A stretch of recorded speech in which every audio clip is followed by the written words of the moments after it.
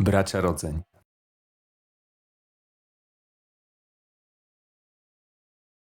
Pierwsza część konferencji skończona. Sporo wiedzy, głównie o insulinooporności, no o tym, o czym my mówimy w kółko.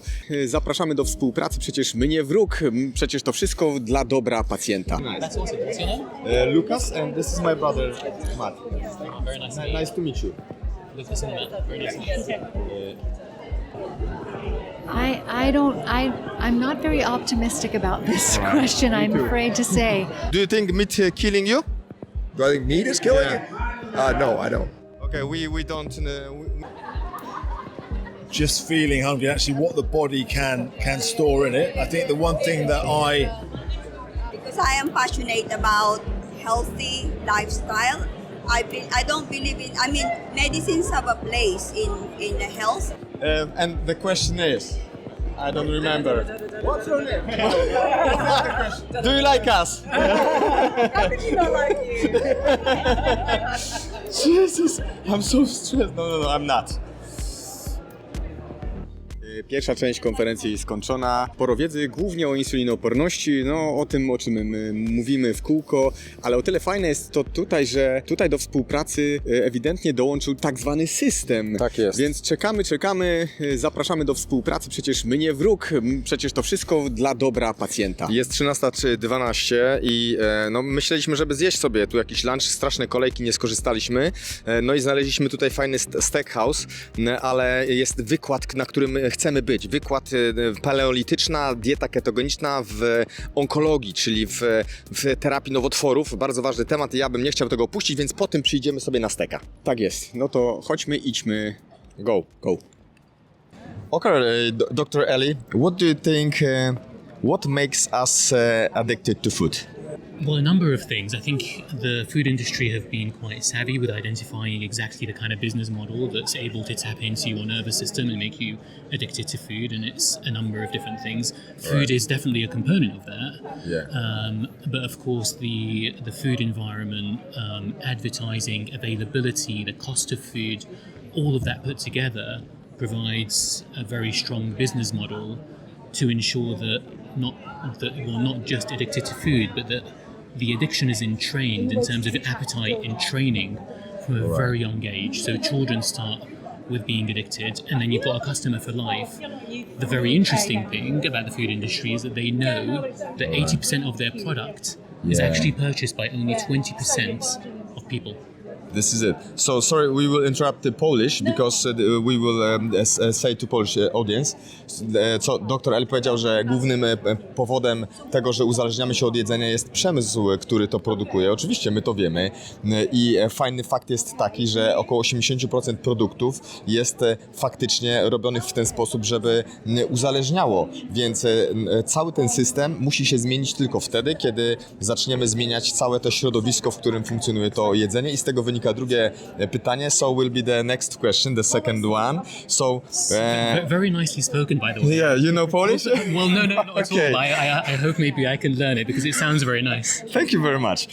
I teraz zapytamy, kiedy myślisz, że skończy się uzależnienie od jedzenia? When do you think food addiction will end? Oh, I think it's going to be ending very soon, to be honest. I'm very optimistic because I think more and more people are recognizing it as an issue. I think that information is very widely available. We're living in an age where, there's information readily available at your fingertips on the internet. Yeah. And I think people are becoming very cognizant of their health and well-being and wanting to make a difference genuinely. Yeah. So this isn't going to last very long because people are becoming very aware. So we are waking up. Oh, absolutely. Yeah, absolutely, without a shadow of a doubt. Okay, Dr. Ali, thank you very much. It's over. Thank you very much. Really nice to meet you. Czas mijał, fizjologia ludzkiego organizmu nie uległa zmianie i mechanizmy powstawania cukrzycy pozostały te same. Zmieniły się natomiast zalecenia, które stanęły na głowie. Otyłość i choroby metaboliczne zaczęły dziesiątkować ludzkość, a wtórowała temu pieśń pochwalna dla jedzenia węglowodanów, 6 posiłków dziennie, mówiąc w skrócie. No, przyznajcie, że to Matrix. Jeżeli jeszcze nie wyszliście z Matrixa, zachęcamy. Książka Metoda odchudzania braci Rodzeń, która pomoże wyciągnąć Cię z Matrixa. So, Dr. Georgia, we have two questions for you, and we will interrupt Polish translation. Okay? So the first question is, what do you think? What makes us addicted to food? The fact that we're not eating actual food. All right. So the food has been destroyed. So instead of eating, basically over the past 75 years or so, instead of eating real whole foods like meat and seafood and poultry and eggs and nuts and fruits and vegetables, we are eating concentrates and extracts and ultra-processed ingredients from those foods. So they're natural ingredients, but they no longer behave like natural food in the body. To dr Georgia mówi, że po prostu nie jemy prawdziwego jedzenia, że jemy jedzenie, które przypomina jedzenie, które jest złożone ze składników, które mają imitować jedzenie, a to oczywiście, jak wiedzieliśmy na wykładzie, powoduje inne reakcje niż jedzenie dla naszego organizmu. Więc teraz zapytam, kiedy dr Georgia myśli, że skończy się problem z uzależnieniem od jedzenia? So, the second question is, when do you think the problem with food addiction will end? I'm not very optimistic about this question, I'm afraid to say. I think that there's so much money and so much in advertising and marketing, and also because addiction is, no matter what a person is addicted to, it's very difficult to stop. And so, but I think these commercial forces, money, there's so much money in getting people addicted to a food so that they will continue to buy it. That's a very powerful force. So the environment is very bad. It's very, very difficult. It's like an alcoholic trying to stop alcohol when they are swimming in a sea of alcohol and they're trying not to drink. Dlatego zobaczcie, jaka to jest różnica. Pierwszy rozmówca był optymistyczny, ale dr Georgia nie jest optymistyczna, bo jest potężne siły, które mają pieniądze, które powodują, że to środowisko jest do naprawy. Thank you very much, dr Georgia. We appreciate this. Nice to meet you both. No to zobaczcie, jaka jest w ogóle różnica. Dwie osoby, dwa różne rozwiązania i dwa różne podejścia takie. Jedno optymistyczne, no bo dr Ali mówił, że szybko się skończy, no bo ja myślę, że on trochę tak jak ty bardziej wierzy w to, że społeczeństwo się budzi i jest świadome, no ale doktor psychiatrii, dr Georgia, no jednak nie, no bo może z innej perspektywy na to patrzy, może patrzy na to z perspektywy właśnie tych potężnych korporacyjnych biznesów, pieniędzy, a ciężko walczyć z pieniędzmi, nawet ze świadomością, no bo jak świadomy człowiek wejdzie w chore środowisko, to chore środowisko, wiemy, może z tego świadomego człowieka zrobić człowieka mniej świadomego i to jest niesamowite, więc dobra, łapiemy następnych rozmówców i zadajemy te dwa pytania. To nie jest nasza konferencja, to jest ich konferencja, tak przy okazji. So, Dr. Baker, when do you think the pandemic of insulin resistance will end? When do I think it will end? My goodness, when we'll have to change our food system. I mean, that's how it's going to have to be. I think when we accept that most of the modern food is actually, like we just heard, is a recreational drug. So that's when it will end. Okay, so mówi, kiedy zmienimy sposób jedzenia. Do you think meat killing you? Do I think meat is killing you? No, I don't. Okay, we know that no as well. So thank. Okay. One of the guys I rode with was in the Polish team. Great. That's So, mamy niesamowitą przyjemność zadać pytanie Jamesowi, który jest tutaj gwiazdą, fenomenalny, dwukrotny złoty medalista olimpijski w wioślarstwie, człowiek sukcesu ze swoją historią. Zachęcamy, żeby się zapoznać. I chcemy zapytać, jak zmienić uprawianie sportu ze stylu wysokowęglowodanowego na styl niskowęglowodanowy. So, James, how to switch from high carb to low carb sport exercising? Yeah, well, I think it's actually a mindset in terms of just feeling hungry, actually what the body can store in it. I think the one thing that it took me a while is actually, if you're cycling, going for a long bike ride, if there is a big hill, you can't go up the hill and you can't dig into those massive power reserves that you would have on carbohydrate. But the body is the most amazing machine, and I think a lot of the time we just feed it the wrong stuff, and so it'll answer every question you ask it. So I think don't rush to change; it will just trust your body. So the adaptation is very important, and probably every person is different when it comes to the time for adaptation, is it? I can't speak for every person, but I think it will. It's the same way that everyone says, well, I need 5 hours sleep a night, I need 8 hours sleep a night. And then if you go, okay, well, actually, you sleep 8 hours, and then you go, okay, well, now you've got to sleep 4. If you suddenly switch overnight, you're gonna feel terrible. But just working your way towards it. And also, I think it's the fact that people believe in carbohydrates because what they've been told, and you adapt to it and you believe in it. And actually, you need to believe in something and have some sort of credibility behind it before you really commit to it. Okay. Thank you very much, James, and we invite you to Poland. Come to Poland, visit us. There is a lot of people who make sport during low carb. So. Brilliant, thank you very much. Thank you very much.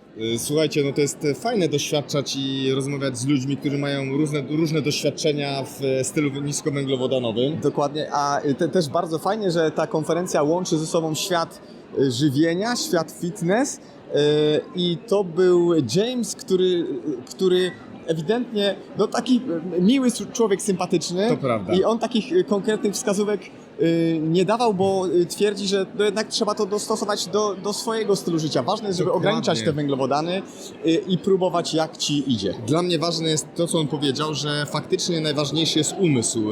No ja mam wrażenie, że ci sportowcy na najwyższym światowym poziomie faktycznie i na wysokowęglowodanowym stylu, i na niskowęglowodanowym stylu osiągają sukcesy nie dlatego, że to jest może kwestia tego stylu, tylko mentalu, ale oczywiście styl niskowęglowodanowy może pomóc wielu osobom wyzbyć się z tego ciągłego ładowania węglowodanów, z tego uzależnienia od węglowodanów, więc w tej kwestii na pewno będzie lepszy.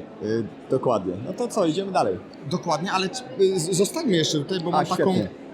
mam taką myśl, że jeżeli styl niskowęglowodanowy, jak oni wszyscy mówili, jak mówił kapitan drużyny szkockiej w piłkę nożną, spowodował, że on przestał w końcu odnosić kontuzje. Przecież miał kilkanaście... 7 operacji kolana. Kilka operacji kolan. Był wybitnie w stylu wysokowęglowodanowym. Później się to skończyło, więc mentalem, ale faktycznie ten styl niskowęglowodanowy propaguje to jakby większą wytrzymałość też organizmu, bo mówimy, że jest oparty przecież na naturalnym jedzeniu. For me, they're not just a patient, they're a person. And they need to do it for themselves. I can't do it for them. So I have to make them realize I don't have a magic wand. You have to do the work. Wait a second. Mamy pielęgniarkę diabetologiczną, która postanowiła sobie zrobić kurs i zdobyć wiedzę na temat odżywiania niskowęglowodanowego. To nie jest łatwe, słuchajcie. It's not easy to be smarter than anyone else and probably you have more work than before. So why did you decide to learn about low carb? Because I am passionate about healthy lifestyle. I don't believe in, medicines have a place in the health, but if we could prevent it, then it will save the NHS in the long run. The NHS is really, the capacity is so huge, they can't cope with it. So I think I have a role in preventing this person from getting chronically ill, so that they don't have to take out so much from the NHS. That is good for them. Yeah. Słuchajcie, ja powiedziałem, będziesz miała trudniej generalnie w pracy, w życiu, no bo taka jest prawda, no ale zaczęła robić to z pasji, dlatego żeby pomagać pacjentom. No i jest to problem, no bo rzeczywiście lekarze w Wielkiej Brytanii też nie mają czasu. 10 minut i pacjenta już nie ma w biurze, ale fajnie, że są takie pielęgniarki, które zdecydowały się na własną rękę zdobywać wiedzę i to się dzieje. So, but do you think there is a chance that the insulin resistance and diabetes pandemic will stop or end or starting to be better? There is always hope, and I believe we have to work at one person at a time. So for me, I'm doing my bit to see my patients. I want my patients to benefit from this, so I will have to pass the information and knowledge to them, but it takes long time and efforts. Yeah. No jest nadzieja oczywiście. No bo tak jak dzisiaj się dowiedzieliśmy, jedna osoba, kilka osób może już zrobić zmianę, więc jest nadzieja, wymaga to czasu, poświęcenia i to jest dobre pytanie. Ciekawe, czy starczy nam czasu i poświęcenia. My wiemy, że tak, bo my nie spoczniemy, dopóki nie zacznie coś się dziać w tych zaleceniach, także super. Thank you very much. Welcome, thank you, it's a pleasure. Nice to meet you both. Addiction and your thing is very important. for our patients, because we are doctors from Poland. We're organizing big conference, low carb in Poland. This year, Dr. Anwin will be there, and Jane Anwin, and Ken Berry will be there. Yes, September. So we've already sold over 1,000 tickets. So it will be a bit bigger than here. So, and the question is, I don't remember. What's your name? Do you like us? How could you not like you? Jesus, I'm so stressed. No, I'm not. Okay, Claire, what do you think? What makes us addicted to food?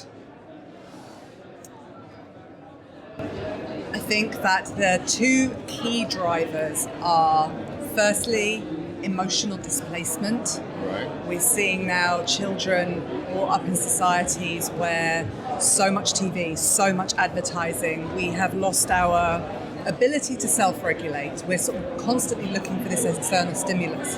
So on that first part, we're very susceptible to advertising, to being told what to eat.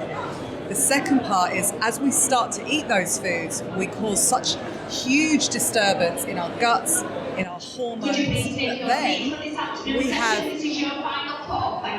have absolutely no ability to stop the addiction into the food. Alright, I will interrupt you with my Polish. To jest niesamowite podejście, bo patrz, to jest inne podejście. Tu Claire mówi o tym, że uzależnienie powoduje przetworzone jedzenie oczywiście, które powoduje zaburzenie na przykład we florze jelitowej, co powoduje, że nasz organizm trudniej wyrwać się z tego uzależnienia, czyli robi się takie zamknięte koło. Spytam teraz Claire, kiedy według niej skończy się uzależnienie od jedzenia. So the next question is, when do you think the carb food addiction problem will end? When we start Any hope? Jakaś nadzieja? When we stop using carbs as treats Alright. with children in schools, when personal trainers stop talking about carbs for fuel, calories in, calories out, Right. and when we stop, governments being allowed to be lobbied by, the companies, it's a very big mess that's going to take unpicking, but it just needs really progressive thinkers to change. Okej, to jest fajne podejście, bo tu chodzi o to, że te dzieci, trzeba uczyć dzieci, żeby przestały wierzyć reklamom, to wcześniej tak mówiła i więc skończy się ten problem wtedy, kiedy te firmy, potężne korporacje i ich pieniądze będą miały wpływ na nasze umysły. So Claire, thank you very much. It was very pleasure to talk to you. Thank you. Okay.